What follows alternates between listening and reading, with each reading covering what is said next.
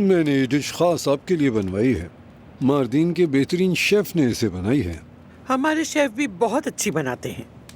یقیناً، مگر اس جیسی ہرگز نہیں ہوگی عظمت صاحبہ. جانان کی بنائی ہوئی بھی بہت لاجواب ہوتی ہے. یہ واقعی بہت باصلاحیت شیف ہے. شکریہ بابا. واقعی بہت خوب، بہت خوب، ماشاءاللہ.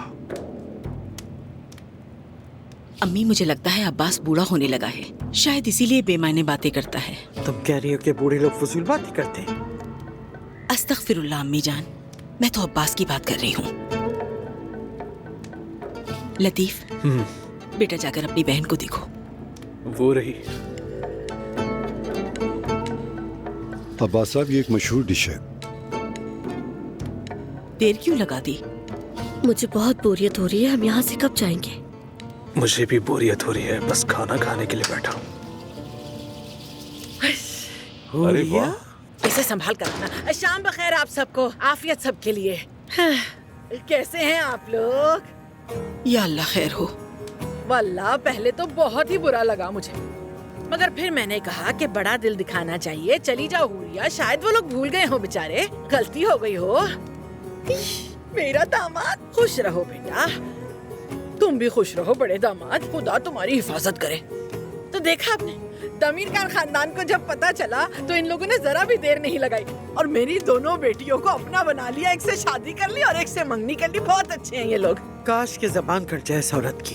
حوریہ صاحبہ پلیز آپ یہاں کے بیٹھ جائیے. ارے نہیں نہیں، تم بیٹھے رہو میری جان، تم بیٹھے رہو. بزرگوں کے ساتھ بیٹھنا چاہیے، برکت ہوتی ہے. اس لیے ذرا میں عظمت صاحبہ کے سامنے بیٹھ جاؤں. شکر ہے اللہ کا.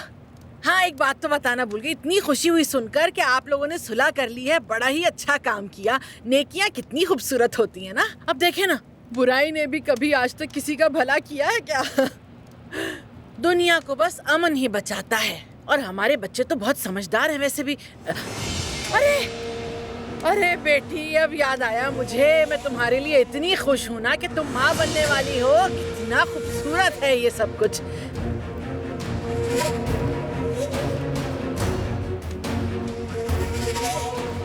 بیٹی، مبارک ہو تمہیں.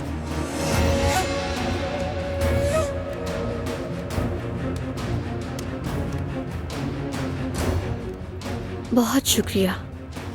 بیٹی، اگر کبھی تمہیں میری مدد کی ضرورت ہو تو بس مجھے بتا دینا. تم